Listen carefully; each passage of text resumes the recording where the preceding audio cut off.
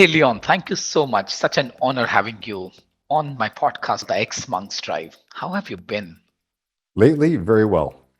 Actually, I have to be honest with you, I'm almost always very well. Yeah, yeah, yeah, yeah, It's yeah. the rare occasion when I'm actually not doing very well. Yeah. Tell me one of those occasions when you're not very well. Burnout. Uh, Like do you instant. experience burnout at all? Oh, I do. If I could say my one kind of weak area is that I can take on too much. Like just saying yes to too many things that are attractive and wanting to do it and making it all happen. And then I can go over the edge a little bit too far. And then I experience maybe it's just fatigue. Maybe burnout's not quite the right word because that seems like the end of the line. But those moments of fatigue of just having taken on too much. But it's not really me that's the issue. Like if you say, "How are you?" It's like I am good. Physically, I'm a little bit worn down. Maybe mentally a bit worn down. But Hmm, I am yeah, good. Right. That's the state that I do experience beautiful. pretty much constantly. And I'm sure you know that we can speak about this I for at least 5 years. Yeah. So let's start with this conversation. When you're saying that physically probably is burnout, mentally I'm stressed, emotionally I might be experiencing some kind of drained out, and I is fine. Define how would you define this I? Isn't that's beautiful, isn't it? Right. Because we get often, it gets confusing Hmm, between what's the I that's tired and the I that's perhaps that which never gets tired. hmm, And I noticed that in myself, that when I start to feel fatigue and the mentalness comes on and some stress, as you said, sometimes there's some emotionality in there too. It can come naturally with those kinds of dips.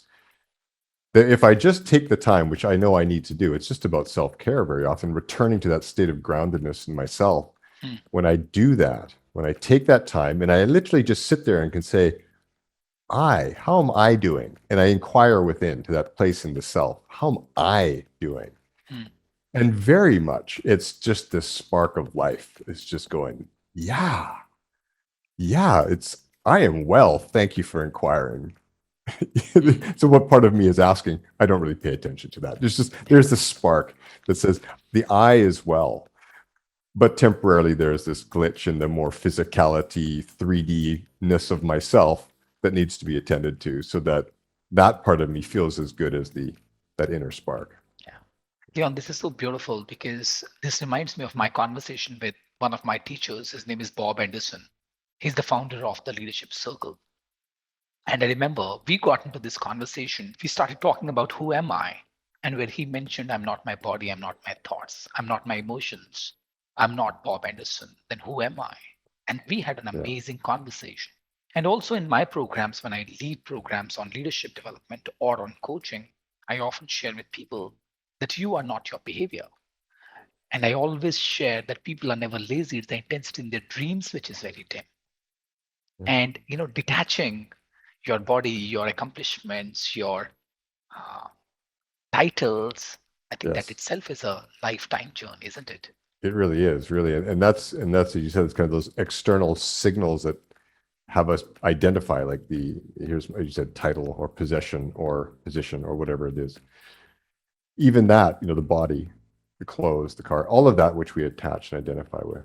But I've noticed it's actually a bit of a journey coming into that space where you can do that separation and to do it relatively easily.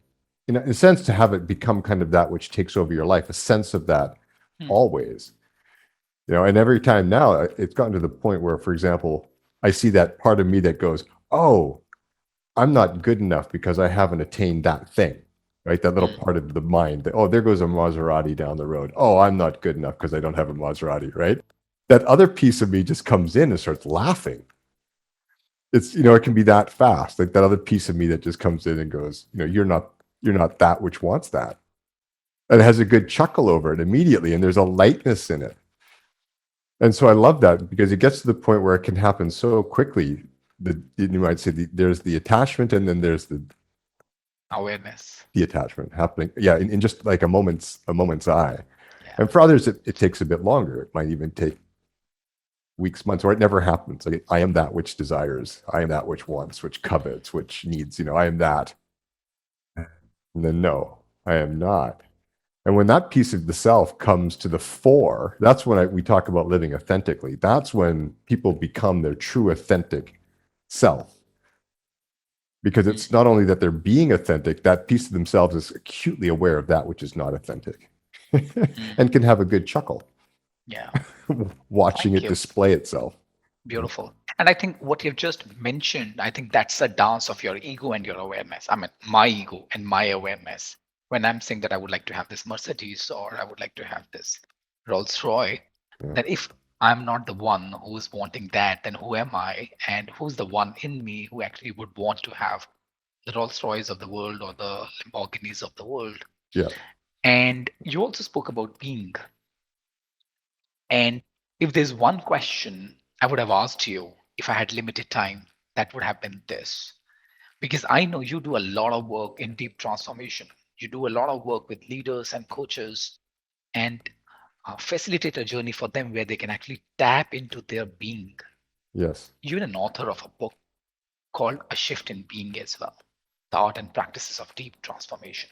So before I double click on that book, help me understand if you were to define this term called being to a 5 year old child, how would you define that? Because I struggle to define and explain this simple term Yeah. called being. I read once, I won't take credit for it. Someone said to explain it to a 5-year-old, you simply say it's who you are when no one's watching. Hmm.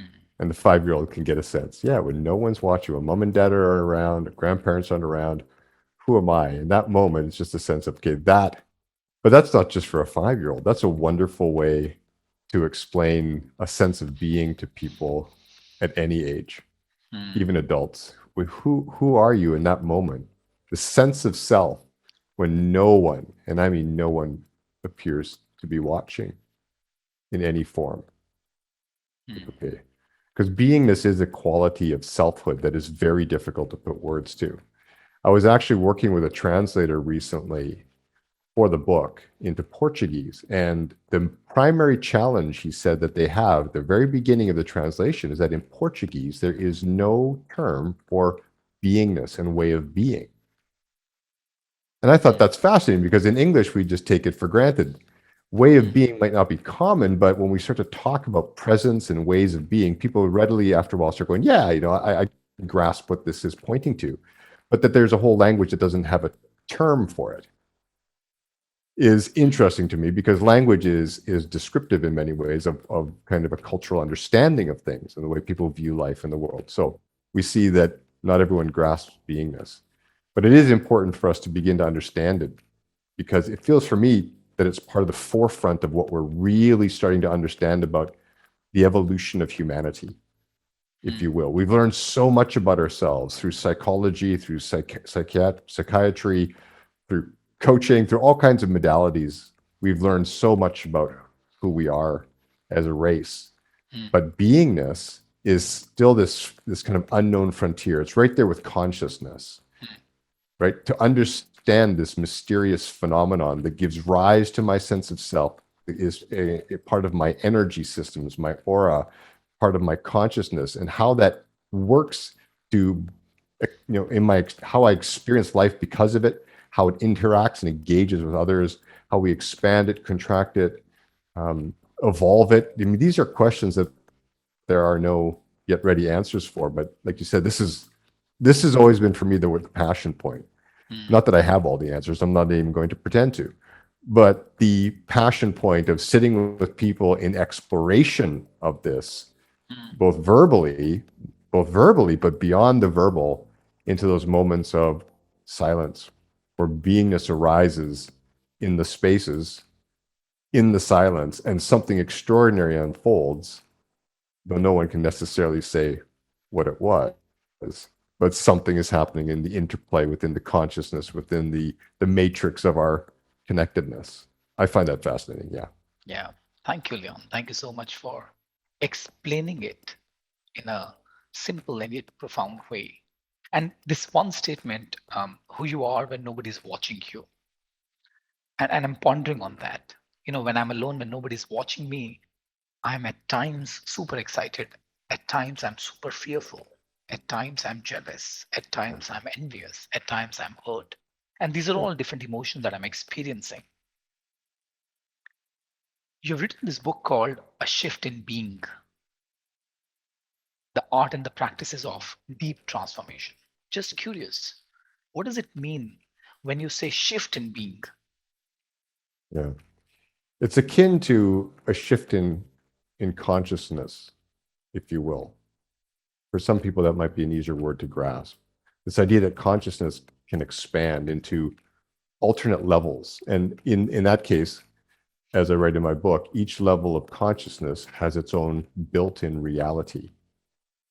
I love the work of Dr. David Hawkins. This was some seminal work for me in terms of understanding consciousness evolution, where he maps out human consciousness from very low levels of power to very high levels of power, and kind of all this, and he puts words to it and labels to it so we can get a sense of what these levels of consciousness are, from the more disempowering levels, fear, hate, desire, that kind of thing, to more expansive levels of will, love, even reason as a higher Joy. level up to enlightenment and beyond. So when I began to understand that each level of consciousness has its own built-in reality, it dawned on me that as we shift our state of consciousness, our way of being in this world, into these more expansive levels, automatically our perceptions shift to mirror, to reflect, if you will, the consciousness reality sort of embedded within that consciousness. Mm, mm, mm, But a lot of what happens in coaching is that we're not really focused on helping people shift their state of being or consciousness. We're having them think differently or think through things. mm, But the assumption going in is that my state of consciousness coming into the session is not the focus. I don't need to shift it necessarily, that I can achieve what I want in this session with the state of being or consciousness that I currently inhabit.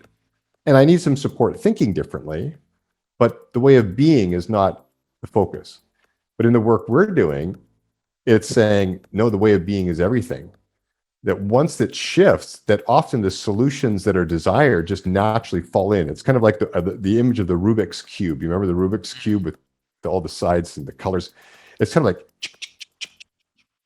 and you suddenly get this, yes, I know what it is I need to do. I mm, perceive everything differently because I've completely altered my inner state of reality, not just thinking differently, not just perceiving differently.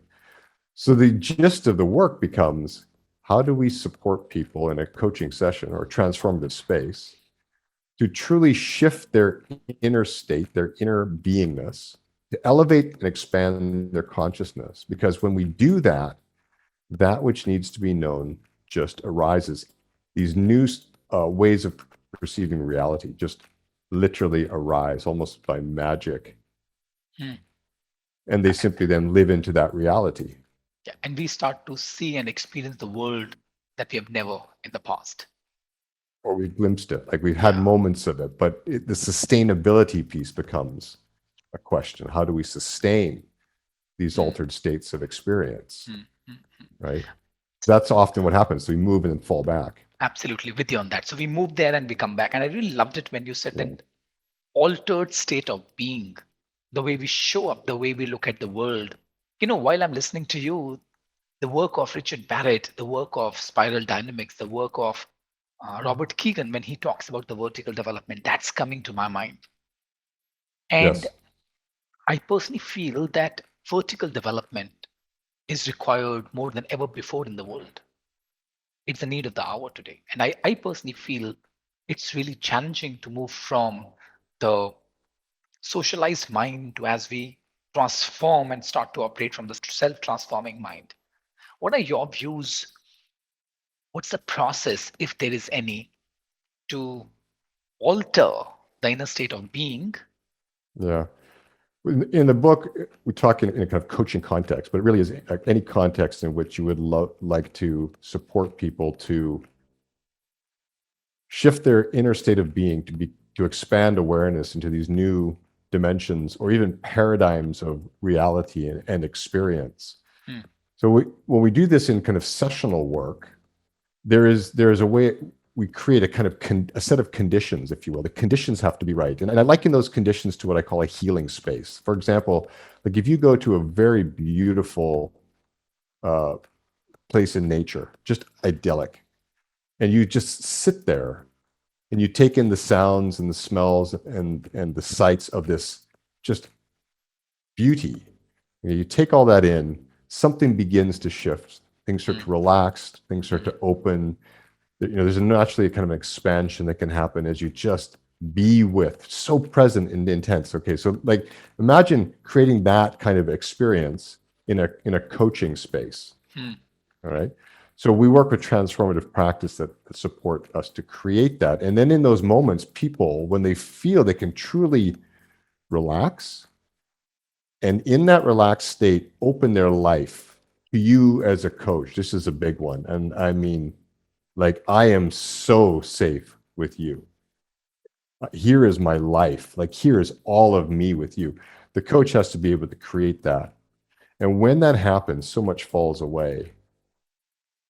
So I'm just talking the sessional space. There's another story to this about how we do this kind of the sustaining question, like how we sustain these shifts, right?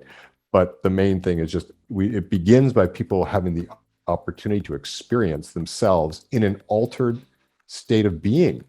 And what happens, they'll look and just go, that was just phenomenal. Like, I know what I need to do now. I know what it is that I have to attend to, what I have not been attending to.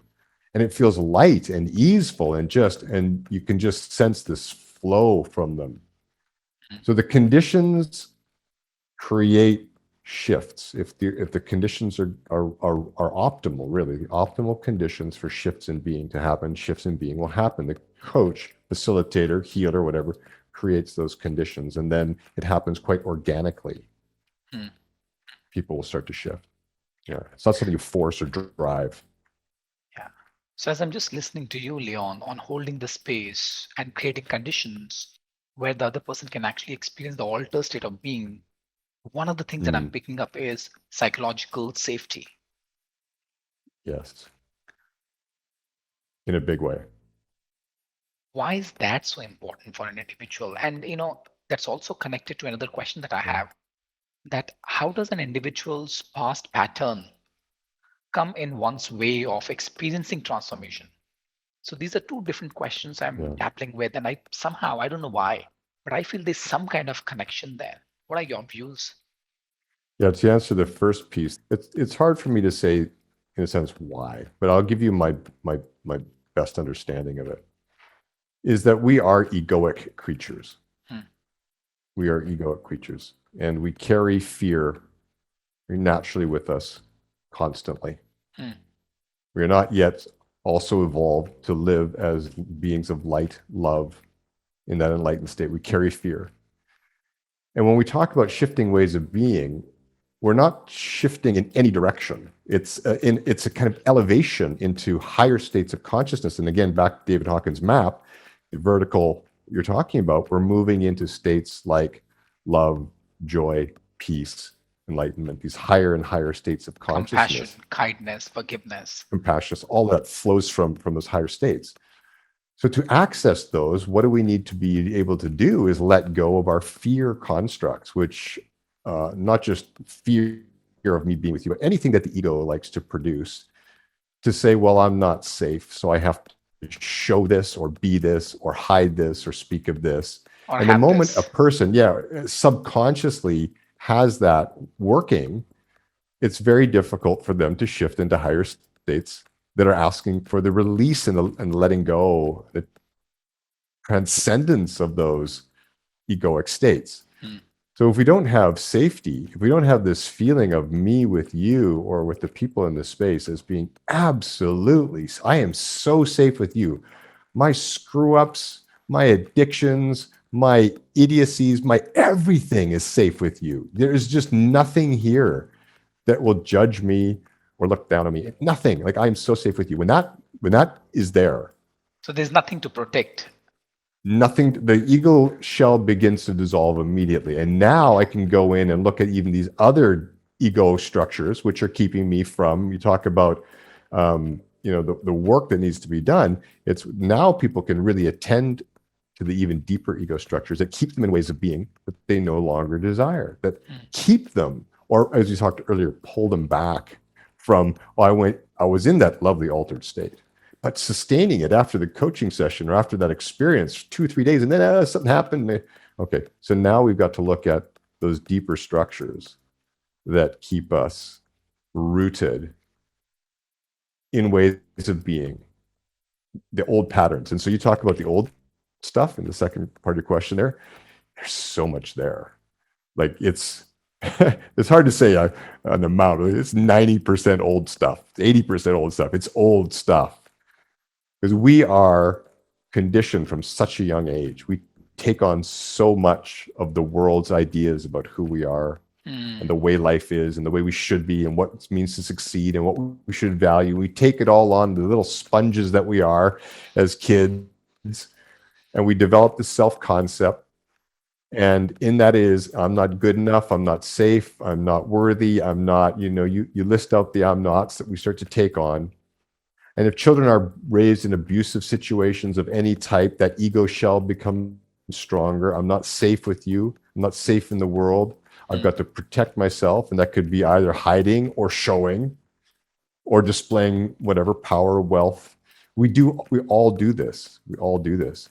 And those deep structures need to be attended to. And I call healed. I say healed. We heal these aspects of ourselves so that we can move into much higher states of personal consciousness. And if we don't attend to the past, and it doesn't mean like people say, well, isn't this psychology work? It's like, well, there's an element of psychology because we're working with the human mind. And if you don't know how the human mind works, then you're kind of left in a place of, well, do I just ask powerful questions, like just randomly about things? We have to understand the psychology of the human being. But it's not therapy to do healing work on past patterns that are born of the ego. beautiful. All the shadowy stuff that we carry, shame, guilt, all that we carry, any sense of false identity. It's just born of our past. And so attending to it, even in coaching, to me, doesn't mean that we're doing therapy. It's in service of what I'm becoming, who I'm becoming. Yeah, yeah. And how can I grow into that and live that level of beingness? And there's a lot there. People don't really want to look at most of it. It's like, how do we avoid this? Yeah. Can we do this later? This is dark. This is sticky. This is heavy. This is Yeah. messy. This is muck. Yep. This is scary as well because consciously, unconsciously, as you mentioned, Leon, I'm trying to protect something, or as you mentioned, there's a self concept I'm trying to protect. I'm going to hide it from the world, and there's always a sense of safety, security, survival, moment by moment. And of course, I'm operating from a space of fear that will not allow me to operate from the high level of consciousness, as you mentioned, when we talk Exactly. about love, joy, happiness, Yeah. kindness, compassion. Yeah. So, Leon, would love to get into a further deeper conversation. But before we get there, I've got a surprise for you. Okay. I'm sure while listening to us, people might get a little serious and they should have some fun as well. All right. And so here is a surprise rapid question answer round. What that means is that I'm going to ask you a question without thinking. You just have to shoot and give me a one word answer. Okay. I can do that. So, are we ready? And I'm not allowed to think, right? This is just what comes Just in shoot. out the mouth. Absolutely. Okay. Absolutely. What did you have for breakfast? They have banana with nut butter. Fantastic. That was not the question, by the way. I just want to check. Now, uh, which is that one book that you have gifted the most to people? The Way of Mastery. Your favorite author?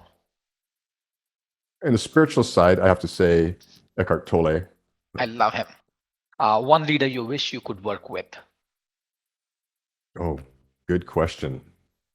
Could dabble with Ken Wilber. Mm. If you had a huge billboard, what would you like to mention there? Life is good. And if you had only $100 left in your wallet, what would you buy? Ice cream. So which flavor would you buy? Oh, they have this. Have you heard of pearl milk tea? in Taiwan, where I live, for folks who don't know, there's this very famous milk tea with the tapioca pearls in it that they make with brown sugar and milk tea. Well, they've managed to turn this into an ice cream somehow, and it is just to die for. So, folks, if you're ever in Taiwan, Fantastic. well, no, Fantastic. way to go. Yeah. Leon, your favorite number? 9. A friend you miss the most? Dave Whitson. Given a choice to write another book, what would you write on? I've already got the title in mind. It'll be called The Unfolding Life. Unfolding Life? Thriving Wow. in times of thriving in times of uncertainty. That'll be the next book. Yeah. Your favorite country to visit? Oh, Thailand. Oh, sorry. No, change. Indonesia. I've got a favorite or one. And your favorite sport? Oh, that's easy. Rock climbing. Fantastic. Yeah. So let's pick up from rock climbing. Okay. What's the lesson that you've picked up from rock climbing? So if there's any parallel between coaching leaders and training people to become coaches and rock climbing. Well, it's interesting. The parallel I was drawing immediately when you said it was just between what we're talking about the movement forward and the movement back in the growth process of becoming, right? And the reason is because rock climbing, when you get to the higher levels, is about endless attempts at something and a lot of very painful fallbacks, right? That's how you move up the harder mountain routes, is that you sport climbing I'm speaking about, not mountaineering, sport rock climbing, where you take, you go up a meter or 2 meters and then there's something that's very problematic and you fall back hard and you start again and fall back hard. And this time maybe you went a little bit further, but then you fall back hard as you figure your way back up the mountain. Climb your way up the mountain. And it's just like that in just transformational work that people don't realize. The biggest challenge to living transformationally in their life is that you take 2 steps forward and there's a step back, sometimes 2 steps forward and 2 steps back. And there's this incredible pain and frustration that comes up when they say, but I thought I worked through this. I thought I was over this. I thought I'd healed this. I've been working on this for 10 years. How come this is still triggering me? And all of this emotion and angst comes roaring forward. Well, that's the rock climber who's fallen for the 15th time, hanging on the rope, fingers bleeding, wondering, am I ever going to get past that knotty problem 2 meters up? And I can relate with that. Yeah. There's so many reactive tendencies that I have. There are so many triggers that I have that I've been working on for almost like 10 years. And deep down, I know I've grown as an individual. And at times, when I see that shit, I just hate it. Because despite all the effort, despite all the awareness, despite all the work, I tend to fall flat on those same triggers. Yeah. The only difference is I wake up a little early. Right. That's it. I bounce a little faster. Yes. Your resiliency has grown along with your awareness and your capacity until one day you may notice, hey, I think I've pretty much outworked that one. But there's no telling when that day will come. It could be next week. It could be next century. You don't know. And yet people want to know. They like some sense of certainty. They like sense of progress because we're all raised like that too, to notice the markers of our advancement and our progress. But transformational work is non-linear. This is what I've also learned over the years. It's not, I'm going from A to B in as straight a direction as possible. No. And if there's an odd hiccup, I'll take a little detour. It's not. It's like when a child takes a piece of white paper and a crayon and they scribble on it. That's the transformational journey. Like, it's got dead ends, it's got leaps and jumps, it goes all over the map, and you can't know what to expect. All you can do really is keep, okay, what's the inner work that I need to do? What am I not really attending to? What am I not really willing to look at that I'm putting off for another day? Yeah. I had a client. It's just a client story talking about leaders, and working with leaders in this. So many leaders are so busy these days. They're so overwhelmed, stressed. And some of the people I've worked with are very high level. So they're working 10, 12, 14 hours a day, and they're often exhausted by the end of the day. And so when they come to me for coaching around some of these deep inner issues of ego that they need to work with, some of them past conditioning, they will often ask, well, listen, I just want to know how to manage this. I'd like some strategies for managing this. So one of my clients, his trigger was from a very young age, authority figures. Mm. Authority figures. He was taught you respect your teachers, you fear them, you fear the police, you fear your parents, your adults around you. You fear and obey authority figures, right? And so he lived the good life, did all the right things, went to the right schools, got it all done, got himself up to very high in organizational life. And he's working with other powerful leaders, all who carry great egos and exude great power. And he's on their equal in the organization, but in their presence, he's a little boy. Again, in front of an authority figure, Yeah. who can, of course, sense that in him there's a little boy and I can dominate. So he wants to work on this with me. And he says, let's just help me manage this. If we could just find some strategies. Okay, great. We can work on strategies. We can do that work. And for months, we could do that work. No problem. Most coaching would work on problem solution kind of orientation. But I did invite him. I said, listen, why don't we go a little bit deeper with this? Let's start to look at the root cause here. So we were able to go back to see those instances of childhood where he is being told that this is how he survives, if not thrives and succeeds in the world, is by listening to authority figures and doing what they tell him. And to be fearful of them, to show that respect through a bit of, inner fear. So he sees the roots of it. He sees that is some serious hard work. Yeah. To outwork that from my beingness, to truly heal those wounds of childhood, to be then free of that stuff in my life as I am 55 years old now. That's work. And he said this to me, Leon, can we do this next year? That year never came. Yeah. And that year will likely never come, right? It's too hard. It takes too much time, too much energy. I'm too busy. I don't have the means for that right now. And that's the reason most leaders, most people, in fact, don't make great progress, is because they put off for another day the deep, deep work. Someday I'll work on that. Someday I'll work on that at that level. I can work on a more surface level. I can improve my communication a little bit. I can be a bit more responsive to my team. I can do some management of my emotions when in the face of power so that at least I feel better in those moments. Yeah. But that deep down stuff, another day, please. Yeah. I often share with people that even if you have got the best cherry on a cow dung cake, it's still a cow dung cake.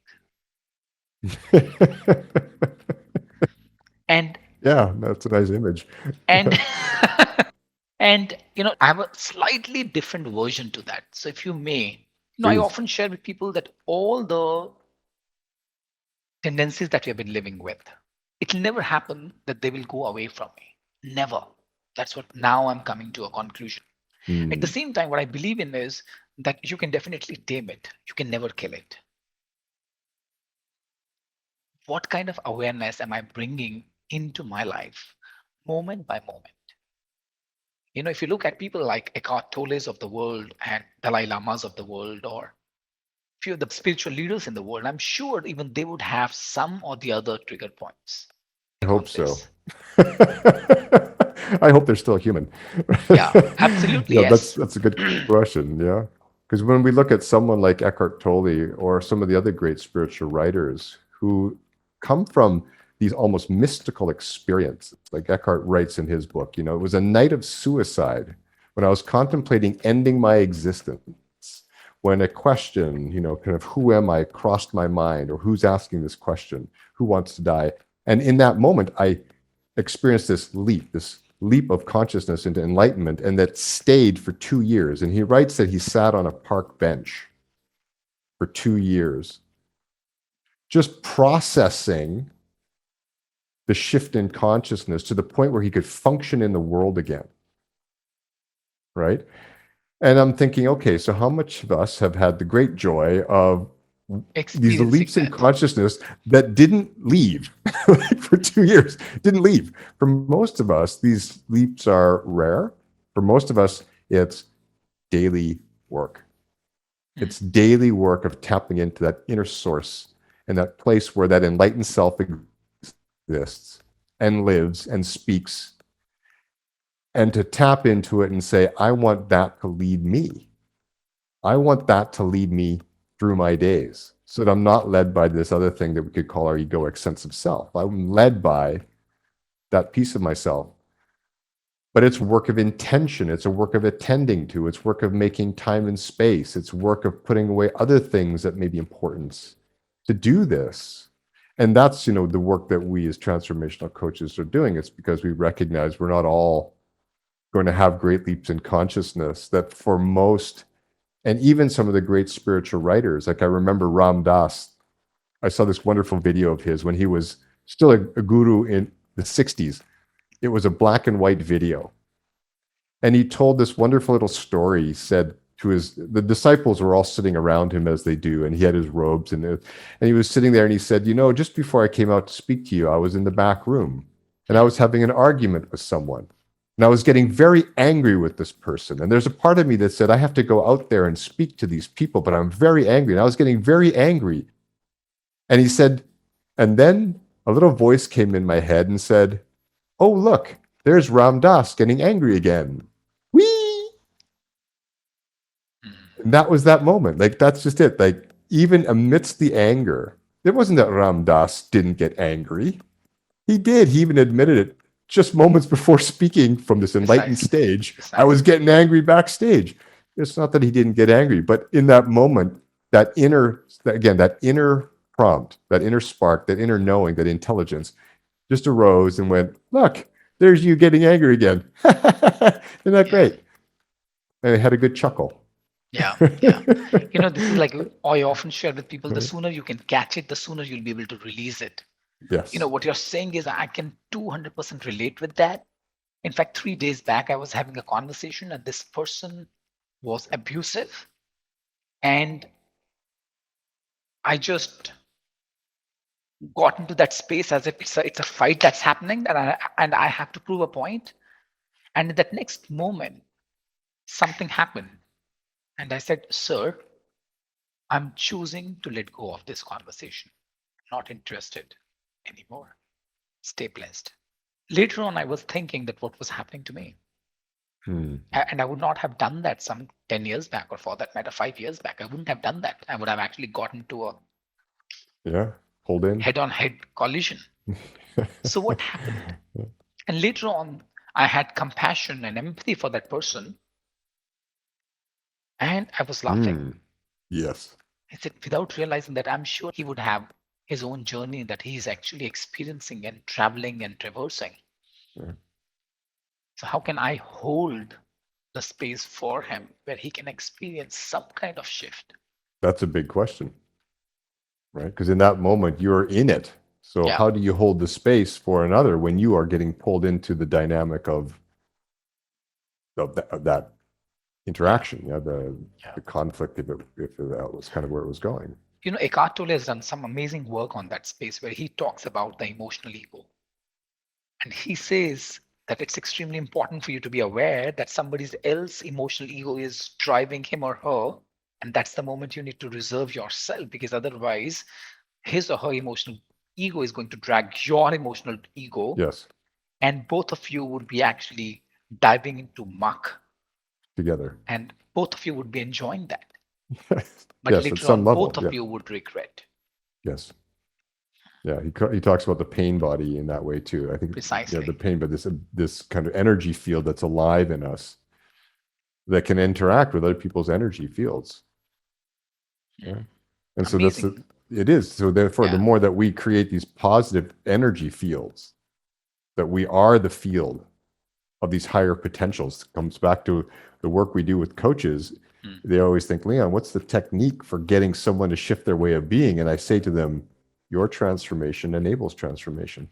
Sorry, you're shifting your way of being to enable them to shift their ways. The more that we create these presences, and in the book I talk about loving presence, because the consciousness of love, I don't just mean romantic love, I mean the consciousness of love, capital L, is the ultimate healer of the egoic self. It is the fear-love dynamic, right? Yeah. So how do we be a loving presence with a capital L in the face of another person, in the face of iniquity, in the face of justice, in the face of whatever we see in the world.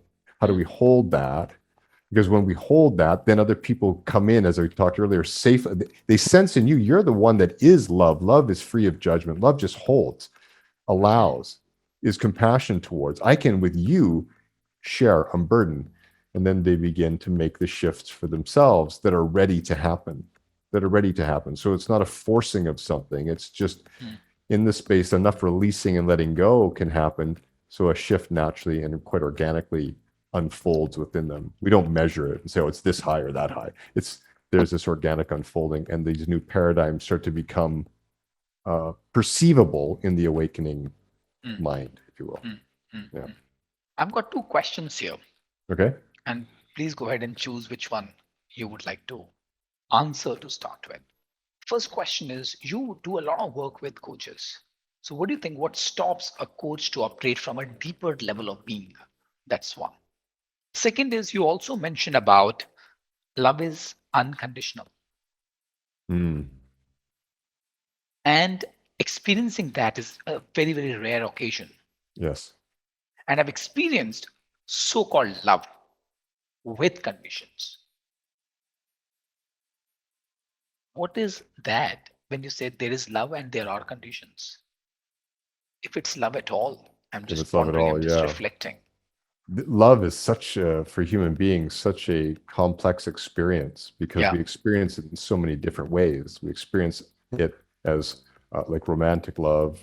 We experience it as love towards children, which feels not like our own children, for example. The fatherly love, I feel, is so different from a romantic love. Yeah. When I'm watching a sunset, that's a very different kind of feeling. So there's all these different experiences of it. And there's also the understanding that we're chemical beings, so that certain chemicals are being produced in the mind. And so what's what? What's what? It's going to be very, very challenging to discern. What I find about the kind of coaching spaces that we're encouraging people to create, and I think maybe one of the great benefits of coaching in this way is that people, they say, well, Leon, I'm being paid to be non-judgmental with this person. I'm being paid to respect them. And that's not very good, is it? I mean, I'm not doing it with my family, but I can do it with these people that I'm being paid. And I say, yes. In other words, you're being afforded the perfect playground in which you can experiment what it is to be a non-judgmental human being. Don't look at it as a negative. See it as someone is actually paying you to learn to be a loving presence, a non-judgmental presence. And if you can be that for that hour with that person, you're going to walk out of that session and you might be that for the next hour with your family. Maybe it'll fade away, but what a playground to be unconditional love. How many of us are paid on a daily basis to be unconditional love? To go deeper in our own level. Exactly, right. Beautiful. So that for another, how many of us are paid to do that? It's a gift of the coach that we get these playgrounds to expand our own consciousness. And then we take that into the world. And then we see, yeah, there are these different kinds of love. And maybe I'm being loving towards my kids, but I'm also really pissed off at them for doing that thing that they shouldn't have been doing. And I'm judging them like crazy, or my spouse, or whatever it is. And we start to notice, but we've had at least the experience of unconditional love to the degree that we are able to experience it. I'm not saying that all experiences are equal, but to the degree that we can experience this expansive state, what a gift. Isn't this beautiful? It really is. That you are paid to develop yourself and start to operate your life from a space of loving consciousness, loving space with, as you mentioned, with capital M. Or capital L, yeah. So would think you have done so much of work with different coaches in the world. What stops a coach to operate from that space? It's the intellect. Funny enough, isn't it? The greatest barrier to the coach's own capacity is their intellect. Coaches are very intelligent people, and many of them have been trained in intelligent systems of coaching, and they have embodied that. Couple that with our tendency towards problem solution thinking. Someone comes in, they've got a problem. We put on our thinking caps. I ask the questions, you do the thinking. We come up with solutions, we fix it, we resolve it, we design some actions. It can be very intellectual. The structure of a coaching session be intellectual. All of the intellect can come in. And what the intellect does is brilliantly can help us point to things that need work. Mm. It's like the signpost. It can help us reveal, clarify, and point. That's the thing that needs healing. Right there, you see it now. We've done the work to peel that away. And then the intellect says, okay, now what is my role? Mm.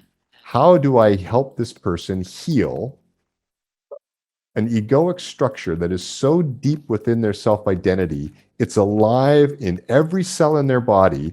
The intellect's like, I think I have a worksheet for that. Hang on.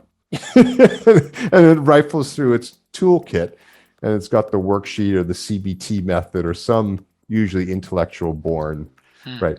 Healing for coaches, for everyone, begins when we transcend the intellect and we open the heart. It's all born of the heart's intelligence. And so to answer your question, the greatest barrier that coaches have in my programs, because we're helping them make this transition for themselves, is to move from the head to the heart and to know what it is to coach or hold space truly from the heart. And it doesn't just mean I'm loving you. This is what people get a bit confused about. It doesn't just mean I'm just the loving presence. The heart is an intelligence. It's an intelligence. It'll feed you what you need to know. It kind of opens up the mind to an understanding.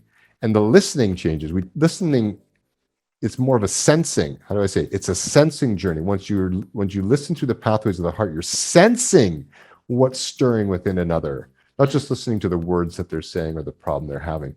You can sense the deeper levels of awareness or non-awareness, the deeper levels of being or non-being, when you start to listen through pathways of the heart. So that's the biggest shift for people, and they have to do it in their own lives before they can do it for others, and that's where they trip up.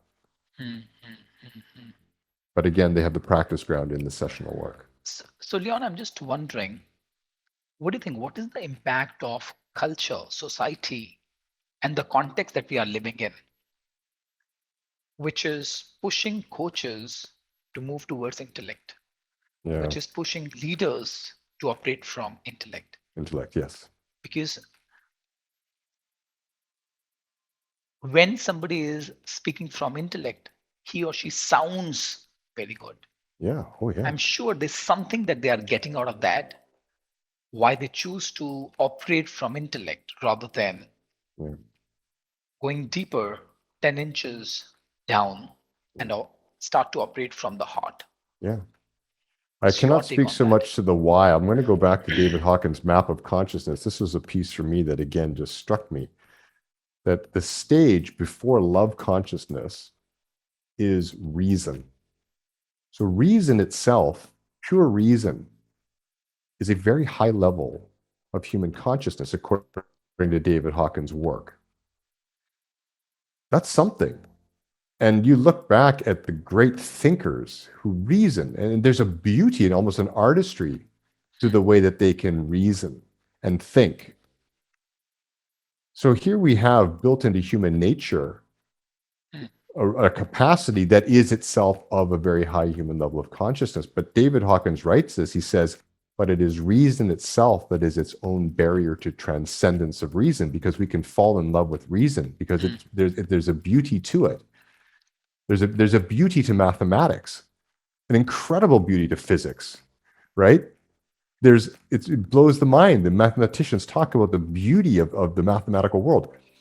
And we see it everywhere in design, it's everywhere. But this is all based on kind of the mathematics and reason. So to transcend that, it's almost like a veil made of concrete.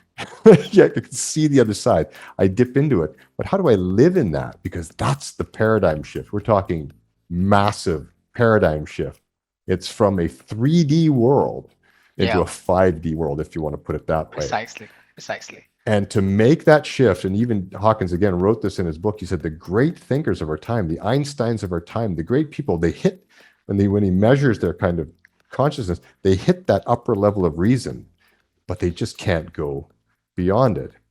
They can't go beyond it. But the great avatars of our time, the Christs, the Mohammeds, the Krishnas, they were able to transcend that reasonable, so that love is not an unreasonable thing. Mm, It's not it but it's built. Love is altogether reasonable, but it's not reason, and the mm, paradigm shifts. So that's why I say, when you help people make that movement for themselves in a sessional space, because again, they come in, I'm going to think this through. I'm going to bring yeah. my reasoning mind, put my emotions aside. Great. I'm going to reason this one through. They're Mm, still hitting a limit, and they're certainly not doing any healing work. yeah, because they're still operating from the 3D space rather than operating from 4D or 5D space. Right. So, Right. Leon, what are the early signs of transformation, and how can one expedite the process, if there's any process or is there any way? Yeah, you could definitely expedite it by attending to it. If you just choose to ignore it, it just keeps things right where they are, just the slow track kind of thing. But to talk about the signs, yeah, I do write in the book, there's a number of signals that people will kind of feel, experience in themselves, that there is something beginning to crack, if you will, in those egoic layers, in the shell, the construct of who we think we are and the way the world is. It starts to crack like an earthquake. And one of the main signs is that people will start asking themselves, what the heck am I doing with my life? That's a big one. And that one can come on. There's a few triggers for it. One is a crisis. Like if people have a crisis in their life, let's say they experienced cancer and they survive, and they just start looking at their life like, why am I working 16 hours a day for this company in this environment that I don't care about razors? I don't care about selling automobile tires. Why do I pour? What am I doing? So it can be a result of an inner crisis that people, or sorry, external too, like a loss of a loved one Mm, or cancer. It can be kind of an internal shift. I know people who have woken up one day, just literally like one day, they kind of put their feet on the ground next to their bed and just went, what the heck am I doing with my life? yeah. So these questions are kind of indicators Mm, that something's starting to shift. And what happens is that it creates a disorientation. That disorientation generates fear. It means suddenly I sense that maybe everything I've bought into is it's not going to false. serve. It's Yeah. not going to serve, or it's false, it's limiting, it's not Yeah. me. And I've bought into this and I have built my whole life on it. I've built my family on it. I've built my financial stability on it, my home, my identity. Are you telling me this may not be real? Mm, And that engenders no shortage of fear. So what happens is you get people that are kind of straddling two worlds. There's this world that says so much more awaits you if you will only go down this path of attending to all of this that you've bought into, these half-baked truths. Attend to it and notice where your life goes. Notice what happens when you say yes to what's real and true for you, and just say no to that which is perhaps no longer serving, as you said, mm, which is no longer true. And people get afraid. Some people will stay trying to straddle two worlds, right? One world, one foot saying, "Oh, I'll go on a workshop this weekend. I'll yeah. I'll buy a spiritual book and I'll read it. It'll be good for me." But I am no way am I giving up the Mm, security, the goodness of the life that I have created. yeah. So they'll dabble and they'll stay there. That slows the transformational process. Other Mm, people will try to run back to the world that they came from. I've seen this happen as well. They will literally just shut that earthquake down, and I am just going to double down on this old world that I know because I'm so vested in it and I'm so fearful of what it's going to. I got bills to pay. I yeah. am not going down that tunnel where I don't know what's going to go. So thanks very much, and they'll go back. But the third group, they go for it.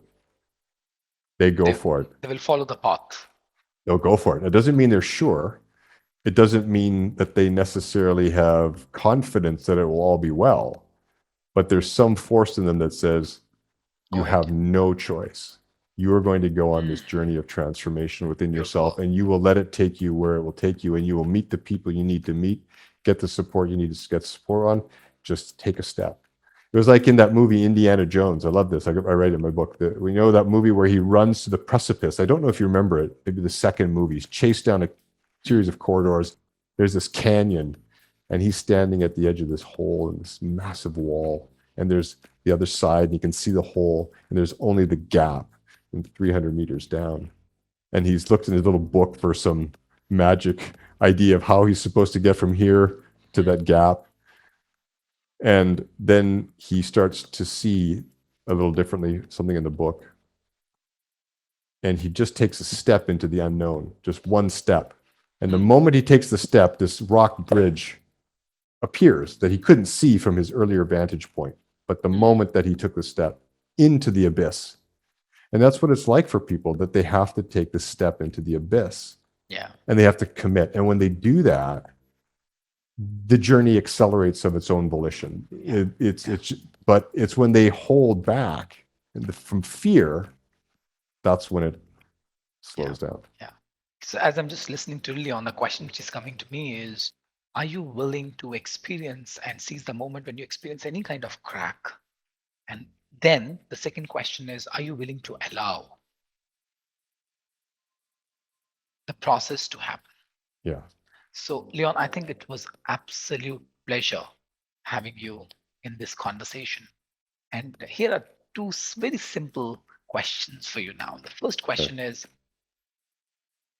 having traveled that path of your own peaks and your own valleys, so-called your own rock climbing, in the journey of knowing yourself and taking one step at a time, what do you know for sure, with 100% surety and certainty? That we are absolutely supported on the inner plane to do this work. That there is no shortage of wisdom and guidance, that we can trust life. That we can trust life. It doesn't mean we always understand what's going on. We don't understand the experiences we have, especially the painful ones. We don't understand it. It can baffle the mind. But when we turn inside, there is all that we need. All that we need. And that I have known to come to trust more than anything I've ever seen or witnessed on the external level. Thank you. And here's the last question. If you were to give a piece of advice to your own 21-year-old self, what would you offer?